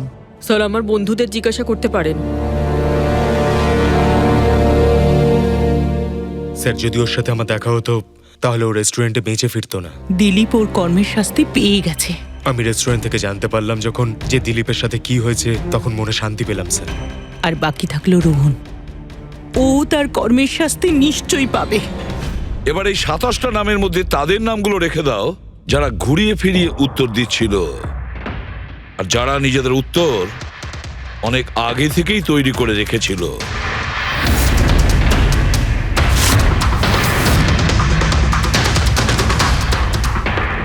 স্যার এবার 15 জন রইল। এবার এই 15 জনকে ওই দিনের ব্যাপারে জিজ্ঞাসা করতে হবে যখন 9 বছর আগে থিয়েটারে আগুন লেগেছিল। দেখা যাক কে সব থেকে বেশি রেগে যায় আর কে মুখ ঘুরিয়ে নেয়। স্যার আমার ভাই মাধ্যমিক পাশ করেছিল, ও বলেছিল বন্ধুদের পার্টি দিতে চায়, সিনেমা দেখাতে চায়, টাকা দাও। স্যার আমি সেই জন্য ওকে টাকাও দিয়েছিলাম। হয়তো ওই টাকাটা আমার ওকে দেওয়া একেবারেই উচিত হয়নি স্যার। যে এই কাজটা করে থাকুক খুব ভালো করেছে। আজকে আমি খুশি, আজ আমি খুব খুশি। কুমারবাবু, আপনি ইউনিভার্সিটিতে ফিজিক্সের প্রফেসর, তাই তো? Yes sir, head of the department physics. কিন্তু আমার নিজের ছেলেরই পড়াশোনায় কোনো ইন্টারেস্টই ছিল না। অনেক বকেছি আমি ওকে, কিন্তু তাতে কোনো রকম কোনো লাভই হয়নি। 1 নম্বরের বদমাইশ হয়ে উঠেছিল। সেদিনও কলেজ বাঙ্ক করে বন্ধুদের সাথে সিনেমা দেখতে চলে গিয়েছিল। আর স্যার, তারপর ও আর কোনোদিন বাড়ি ফিরে আসেনি। হিমেশ, রাইট? তুমি কন্ট্রাক্টর না? হ্যাঁ স্যার। হিমেশ, 9 বছর আগে তুমি তোমার স্ত্রীর সঙ্গে সিনেমা দেখতে গিয়েছিল ওই সিনেমা হলে। আমাদের নতুন নতুন বিয়ে হয়েছিল, স্যালোনির সাথে সিনেমা দেখতে গিয়েছিলাম। ওর খুব খিদে পেয়েছিল, আমি সিঙ্গাড়া আনতে বাইরে গেছিলাম। আমি ওখানে ফিরে গিয়ে দেখলাম ওখানকার দরজা লক হয়ে গেছে, আর ভেতর থেকে লোকেদের চিৎকার চেঁচামেচি শোনা যাচ্ছিল, আর আর খুব ধোঁয়া বেরোচ্ছিল ওখান থেকে। সালোনি, আমি স্যার দরজা খোলার অনেক চেষ্টা করেছিলাম, আমি খুব চেষ্টা করেছিলাম। আমি পাগলের মতো দরজায় ধাক্কা দিতে থাকি। সালোনি সালোনি সালোনি বলে আমি চিৎকার করতে থাকি, কিন্তু আমি কিচ্ছু করতে পারিনি স্যার, আমি কিচ্ছু করতে পারিনি। আমার সালোনিকে আমি বাঁচাতে পারিনি। ওখানে তো একটা গার্ডও ছিল না, টনি? ও কি দরজা খোলেনি? ছিল না স্যার। ওখানে কোনো গার্ড, মানে আর কাউকে দেখেছিলে তুমি? কেউ ছিল না স্যার, কেউ ছিল না। আমি 9 বছর আগে কোর্টে যে কথা বলেছি আজও তাই বলছি। যখন সিনেমা হলে আগুন লেগেছিল তখন টনি ওখানে ছিল না স্যার।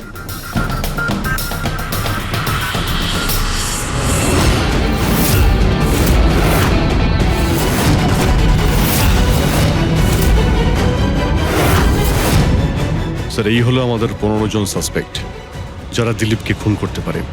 স্যার, পুলিশ বলছিল যে ফায়ারম্যানরাও বলতে পারেনি যে আগুনের এক্স্যাক্ট সোর্সটা কোথায় ছিল।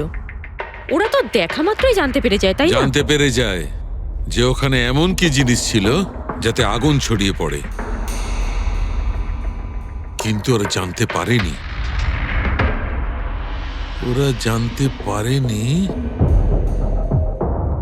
ওরা এই জন্য জানতে পারেনি কারণ ওই জিনিসটার না ছিল কোনো গন্ধ, না ছিল রং। Exactly sir. যদি এটা লিকুইড হতো না তাহলে দিলীপ নিশ্চয়ই বুঝতে পারতো ওই চেয়ারটায় বসা মাত্রই। আর পাউডার থাকলে আমরা টেস্ট করে পেয়ে যেতাম। তার মানে এটা তো গ্যাস।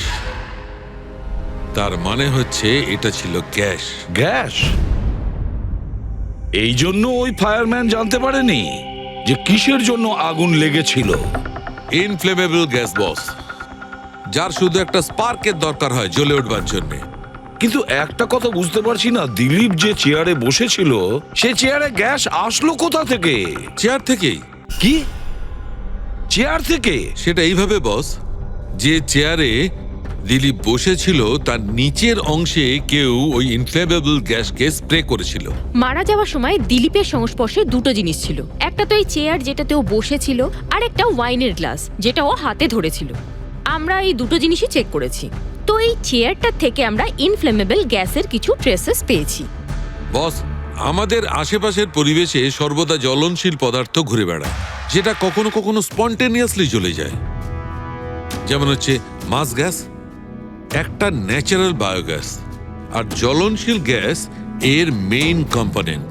তার মানে ইনফ্লেমেবল গ্যাস যে কোনো সময় হাওয়াতে এমনি এমনি জ্বলে উঠতে পারে? না ফ্রেডি, নিজে নিজে নয়।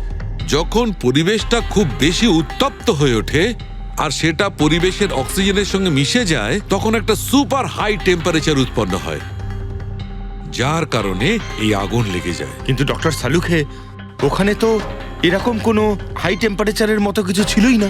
এক্স্যাক্টলি, এমন কোনো ডাইরেক্ট সোর্স ছিলই না যাতে তাপ উৎপন্ন হতে পারে। বস, এই জন্যে আমার মনে হচ্ছে খুনি কোনো এক্সট্রা ডিভাইস ব্যবহার করেছিল এই এত বেশি টেম্পারেচার উৎপন্ন করার জন্য। আর এই চেয়ারটা তো রেডিই ছিল, এর তো শুধু একটা স্পার্কের দরকার ছিল। কিন্তু স্যার এভাবে কেউ হিট কিভাবে উৎপন্ন করবে? হ্যাঁ, করা যেতে পারে তো। যেমন উদাহরণস্বরূপ ম্যাগনিফাইং গ্লাস। ম্যাগনিফাইং গ্লাস দিয়ে সূর্যের রশ্মিকে বিশেষভাবে ফোকাস করে আমরা ছেলেবেলায় কাগজ পড়াতাম।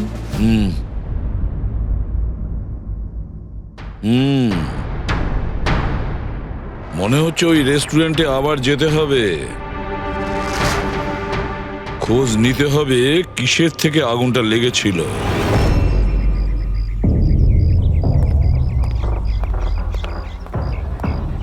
সব জায়গায় দেখে ফেলেছি স্যার, কিন্তু এমন কিচ্ছু খুঁজে পেলাম না যাতে আগুন লাগতে পারে। আর এটা ওপেন এয়ার রেস্টুরেন্ট। যখন খুনি দিলীপের চেয়ারের নিচে ওই ইনফ্লেমেবল গ্যাস স্প্রে করেছিল, কেউ তো দেখেছিল। সেটাই তো, চেয়ারে হঠাৎই আগুন লেগে যায় আর দিলীপ পুড়ে মারা যায়। কেউ কিছু দেখেনি আর না আমরা কোনো প্রমাণ পাচ্ছি। স্যার, ওই data expert CCTV footage recover করে ফেলেছে, আপনারা দেখতে পারেন স্যার। গুড, দয়া তুমি গিয়ে দেখো, ততক্ষণ আমি এখানে দেখছি কিছু পাওয়া যায় কিনা। স্যার, দিলীপ আর ওর ফ্যামিলি আসার 15 মিনিট আগের ফুটেজ এটা।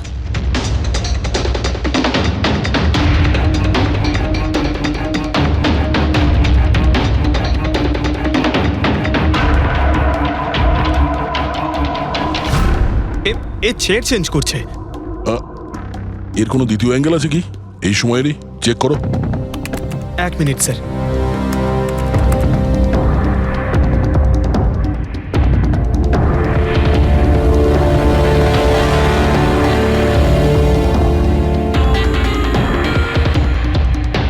ও চেয়ারটার সঙ্গে কি করছে?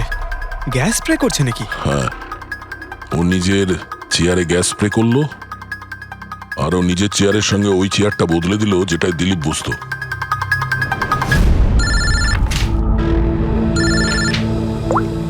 হ্যাঁ দয়া, আচ্ছা, গ্রেট, গুড ওয়ার্ক দয়া, গুড ওয়ার্ক। কি হলো স্যার? যে দিলীপের চেয়ারটা কারসাজি করেছিল তার খোঁজ পাওয়া গেছে। সে আসলে একটা লোক, ওর শারীরিক গঠনটাও জানা গেছে। আর দেখি আমরা, দয়া ফটোটা পাঠাচ্ছে।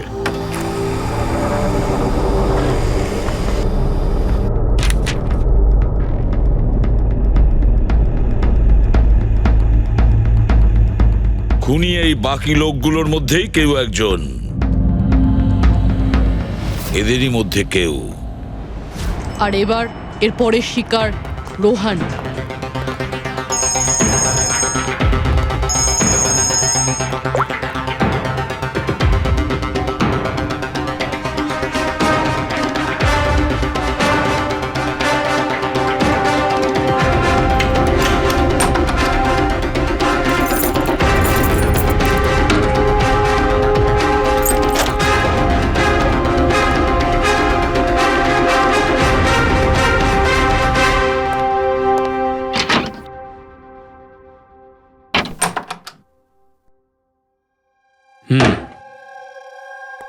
আমার মনে হয় কারোর আমার আর দিলীপের মুক্তিতে অসুবিধা হচ্ছে। আমার প্রাণের ঝুঁকি আছে এখানে। I'll talk you later, bye. Sir, everything is okay. All right, তুমি এখানেই থাকবে আর কাউকে ভেতরে ঢুকতে দেবে না। Be alert, okay? Okay sir.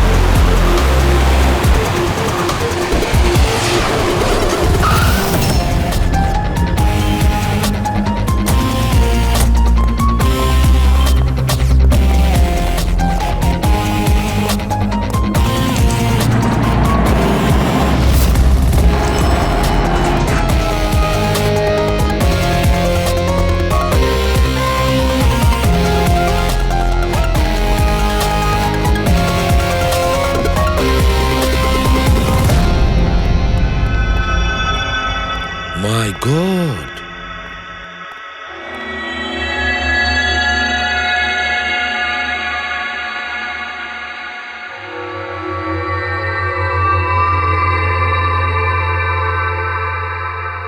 কি হয়েছিল এখানে আর কিভাবে?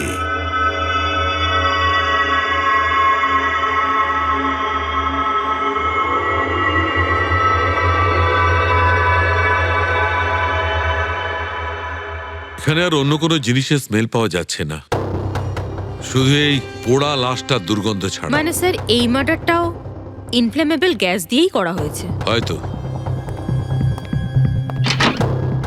এসব হলো কিভাবে? হ্যাঁ স্যার আসলে আমি রোহন স্যারের বডিগার্ড। আচ্ছা, তাহলে আপনারা কোথায় ছিলেন যখন এসব হলো? স্যার রোহন স্যার আমাকে বাইরে পাহারা দিতে বলেছিলেন। তার কিছুক্ষণ পরেই আমি ওনার চিৎকার শুনতে পেয়ে ওনার রুমের দিকে দৌড়ে আসি আর দেখি দরজার চারদিক থেকে ধোঁয়া বেরোচ্ছিল। আমি অন্য চাবি দিয়ে দরজা খুলে ভিতরে যাওয়ার পর দেখলাম যে স্যার ততক্ষণে রোহন স্যার পুড়ে গেছেন। আপনারাও কেউ কিছু জানেন না? অদ্ভুত ব্যাপার, রুমের মধ্যে কোনো সূত্র পাচ্ছি না, শর্ট সার্কিট হয়নি, পর্দাটা ভেতর থেকে বন্ধ, এই উইন্ডোজটা পার্মানেন্টলি ক্লোজড, কেউ বাইরে থেকে ভেতরেও আসতে পারবে না, আর বাইরে থেকে ভেতরে কোনো ভিউও নেই, কেউ দেখতেও পাবে না। তাহলে লোকটা মরলো কিভাবে? এটার থেকে আগুন লেগেছে বস।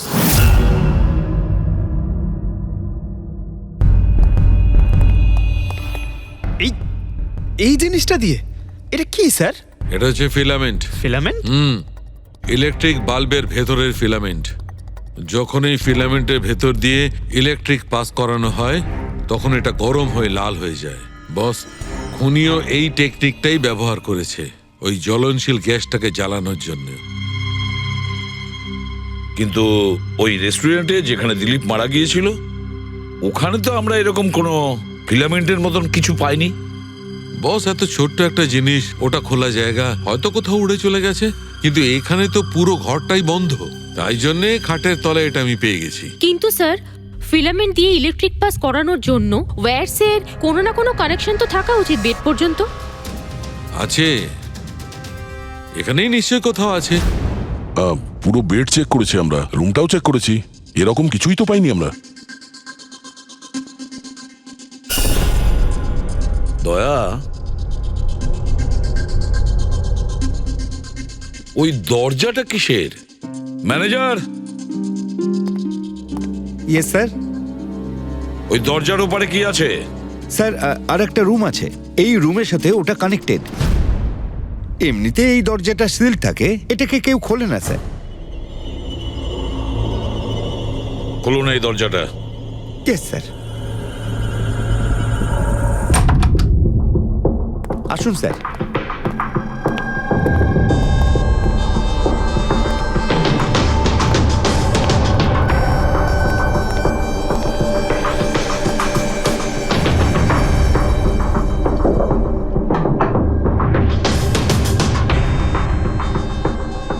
আচ্ছা ম্যানেজার বাবু, কার রুম এটা? কে থাকে এই রুমটাতে? কোনো একজন গেস্ট স্যার, ডিটেলস চেক করতে হবে। দেখুন।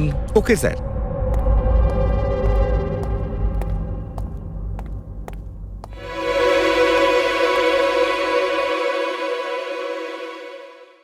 স্যার ওখানে ওই রুমের মধ্যে যা হয়েছে স্যার সব এই রুম থেকেই করা হয়েছে স্যার। কিন্তু যদি কারেন্ট এই রুম থেকে পাস করা হয়ে থাকে তাহলে এখান থেকে বেড পর্যন্ত কোনো না কোনো ওয়্যার তো থাকা উচিত। আর যদি থেকে থাকে তাহলে রোহন নিশ্চয়ই সেটা দেখতে পেয়েছে। হ্যাঁ, হয়তো ওর বডিগার্ডও দেখে থাকবে। ডাকো তো ওর বডিগার্ডকে। আপনি এদিকে আসুন।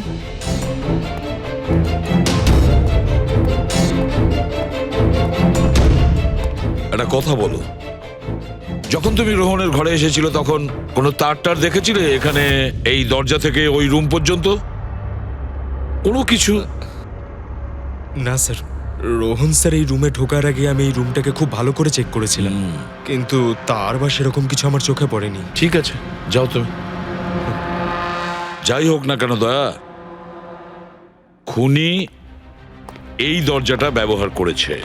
এই দরজা দিয়ে রোহনের রুমে আসে আর রোহনের বেডে ইনফ্লেমেবল গ্যাস স্প্রে করে, আর যে কোনো ভাবেই হোক ফিলামেন্টে কারেন্ট দিয়ে দেয়, তাতে ফিলামেন্ট গরম হয়ে যায় আর ইনফ্লেমেবল গ্যাসে আগুন ধরে যায়, আর তাতে রোহনের মৃত্যু হয়। বস, একটা কথা কিন্তু ঠিক, খুনি যেই হোক না কেন তার ইলেকট্রিক আর কেমিক্যাল সম্পর্কে খুব ভালো জ্ঞান আছে। প্রফেসর কুমার, ফিজিক্সের প্রফেসর কুমার, ওর থেকে আর কে বেশি জানতে পারে এই ব্যাপারে? দয়া, স্যার। ওই প্রফেসর কুমারের সঙ্গে দেখা করো। স্যার। দয়া, আমিও যাব তোমার সঙ্গে।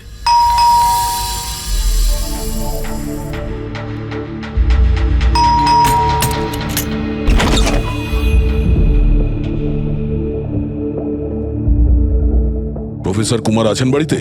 হ্যাঁ আছেন, কিন্তু আপনারা? সিআইডি। সিআইডি? সব ঠিক আছে তো স্যার? হ্যাঁ, ওনাকে কিছু জিজ্ঞাসা করার আছে। কোথায় উনি? বাইরে বাচ্চাদের পড়াচ্ছেন, আমি ডেকে আনছি। ঠিক আছে ঠিক আছে, আমরা দেখছি।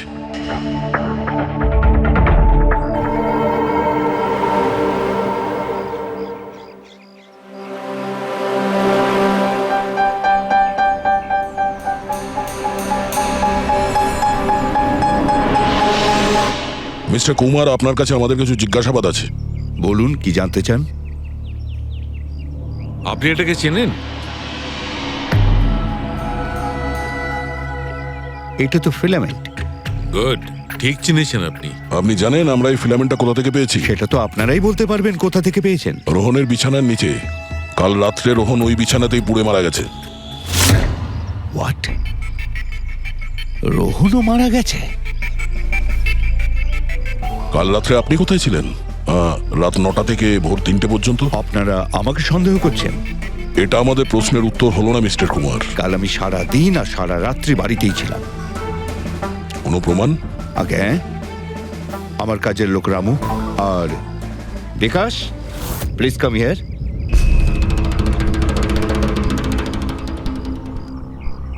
Yes sir. এনাদের বললো যে কাল কোথায় ছিলাম। স্যার, আমাদের সবার এক্সট্রা ক্লাস নিচ্ছিলেন এই বাড়িতেই। কটা থেকে কটা পর্যন্ত? স্যার, সন্ধ্যা 6টা থেকে ভোর 5:30 পর্যন্ত। সামনেই আমাদের এক্সাম, তাই আমরাই স্যারকে রিকোয়েস্ট করেছিলাম এক্সট্রা ক্লাস করানোর জন্য। ঠিক আছে স্যার, তুমি যাও বাবা। স্যার, আমার আরো 5 জন স্টুডেন্টস আছে যারা কাল সকাল 9টা থেকে 5:30 পর্যন্ত আমার কাছে ছিল। বলেন তো ওদেরও ডাকি? ঠিক আছে, এবার আমি যেতে পারি স্টুডেন্টদের পড়াতে? Please please. Thank you.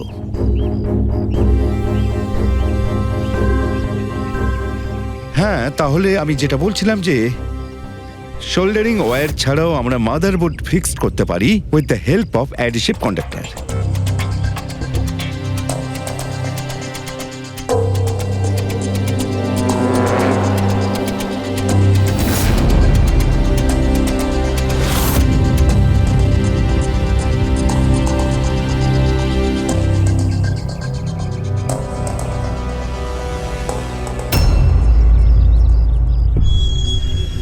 My god, my god! আরে ভাই, কি ব্যাপারটা? কি?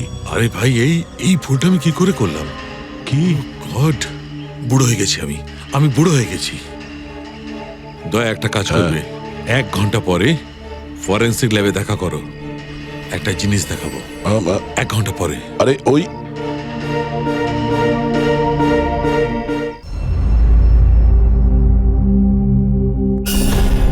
বস একটা কাজ করো, এই সুইচটা দিয়ে ওই বাল্বগুলোকে জ্বালাও। এই সুইচ দিয়ে? এই সুইচ দিয়ে? হ্যাঁ হ্যাঁ, এই সুইচটা দিয়ে। আরে এর মধ্যে কোনো কানেকশন দেওয়া নেই, কিভাবে জ্বলবে? তুমি প্রশ্ন করো না, কখনো কখনো আমার কথাটাও মেনে নাও। কখনো কখনো। এই অন করলাম। কই স্যার, কিছুই তো হলো না। হবে হবে। আরে কি হবে? কিছুই হবে না। হবে ভাই, বিলিভ মি, হবে। 1 মিনিট। আরে ওর শরীর ঠিক আছে তো? হ্যাঁ স্যার জানি না কি হয়েছে, প্রফেসর কুমারের সঙ্গে দেখা করে আসার পর থেকেই উনি বাল্ব নিয়ে খেলে যাচ্ছেন। একটা কথা বলো, ওই ফিঙ্গারপ্রিন্ট গুলোর খবর কি, যেগুলো তুমি হোটেলের লোকেদের কাছ থেকে নিয়েছিলে আর ওই রুমটা থেকে নিয়েছিলে? স্যার অনেক ফিঙ্গারপ্রিন্টস পাওয়া গেছে, কিন্তু সবগুলো স্টাফ মেম্বারসদেরই, এছাড়া আর কারোর পাওয়া যায়নি। এটা কিভাবে সম্ভব? এই যে দাদা, একটু এই দিকেও দেখুন। হ্যাঁ হ্যাঁ দেখছি। হ্যাঁ,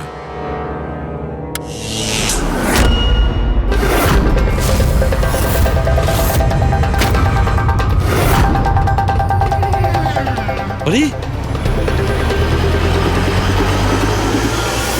স্যার স্যার এই বাল্বগুলো জ্বললো কিভাবে? এ কি কাণ্ড করলেন ডক্টর সালুকে? কোনো তার ছাড়াই আপনি সবকটা বাল্ব জ্বালিয়ে দিলেন। কিন্তু ডক্টর সালুকে, এটা আপনি করলেন কিভাবে? এটা ঠিক তেমন ভাবেই হয়েছে ফ্রেডি, যেমন ভাবে খুনি করেছিল। ওই দিলীপের চেয়ারটাতে আর রোহনের বেডে।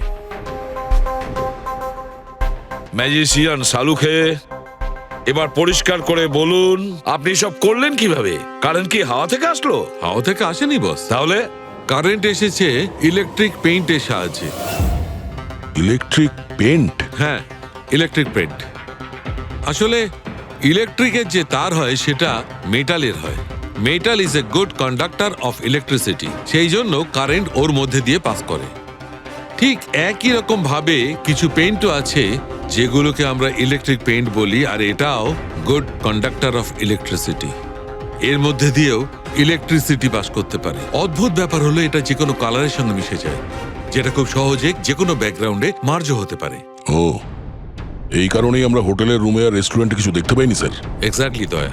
খুনি আসলে হোটেলের রুমের আর রেস্টুরেন্টের ফ্লোরের দুটোর কালার এই কালারের সঙ্গে ম্যাচ করেছে, এই জন্য আমরা দেখতে পাইনি। তার মানে ইলেকট্রিক কারেন্ট, এই ইলেকট্রিক পেইন্ট, এটা কি খুব সহজেই পাওয়া যায়? হ্যাঁ, পাওয়া যায়। আসলে এটা ইলেকট্রিক সোল্ডারিং আর রিপেয়ারিং এর কাজে লাগে।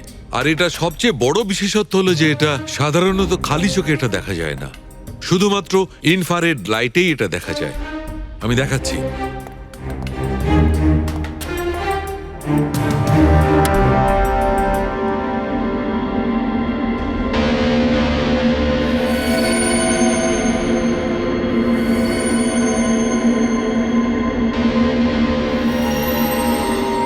দেখেছো বস? হ্যাঁ, খুনিও ঠিক এইভাবেই ইলেকট্রিক পেইন্টের ব্যবহার করেছে আর এই সার্কিট তৈরি করেছে।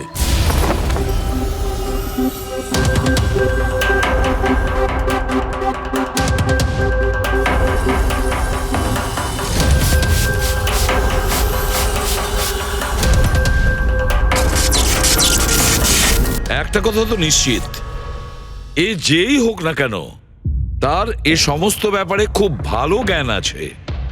কিন্তু স্যার এদের মধ্যে খুনিকে? ওই প্রফেসরের সঙ্গে তো কথা বলে নিয়েছি স্যার, ও তো না। এই বংশী, এই লোকটা তো একজন ক্লার্ক, কিন্তু আমার মনে হয় না যে একজন ক্লার্কের সায়েন্সের ব্যাপারে এত জ্ঞান থাকতে পারে। স্যার, এদের মধ্যে সব থেকে বেশি শিক্ষিত তো ওই প্রফেসর কি মনে হচ্ছে? এটা এমন কেউ হতে পারে যেটা প্রফেসরের মতো ইন্টেলিজেন্ট নয়, অথচ এই ব্যাপারে অনেক কিছুই জানে।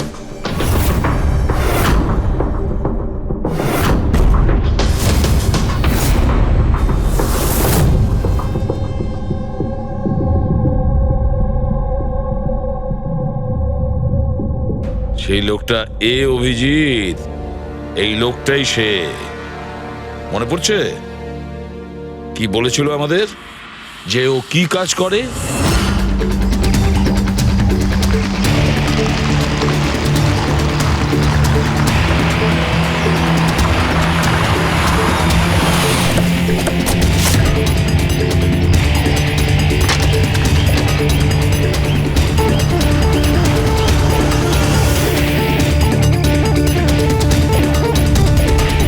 যাওয়া যাক শ্বশুর বাড়ি।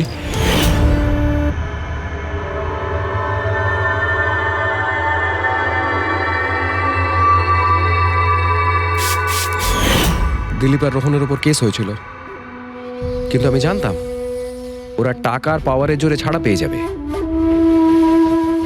কিন্তু ওদের কাছে টাকা থাকলে আমার কাছে ছিল বুদ্ধি। অনেক মাস ধরে ওদের আমি ফলো করেছি, ওরা কোথায় যাচ্ছে, কি করছে, কার সাথে দেখা করছে, সবকিছু। আর শেষ পর্যন্ত ওদের দুজনকে মারার উপায় আমি পেয়েই যাই, ইলেকট্রিক পেন্ট আর সার্কিটের মাধ্যমে। এই দুটো জিনিসের বিষয়ে আমি খুব ভালো করে জানতাম। ব্যাস দিয়ে দিলাম দুজনকে শাস্তি। দুজনকে মেরে ফেলেছি জ্যান্ত পুড়িয়ে, যেভাবে ওরা আমার সালোনিকে মেরেছিল। হিমেশ, তোমার স্ত্রীর সঙ্গে যা কিছু হয়েছে সেটার জন্য আমরা সবাই দুঃখিত, কিন্তু দিলীপ আর রোহনকে মেরে তুমি কি পেলে? তুমি কি ফিরে পেলে তোমার স্ত্রীকে? প্রতিশোধের আগুনে পুড়ে তুমি দুজনকে মারলে। আইন তোমাকে কোনোদিন ক্ষমা করবে না, কঠোর থেকে কঠোরতম শাস্তি হবে তোমার।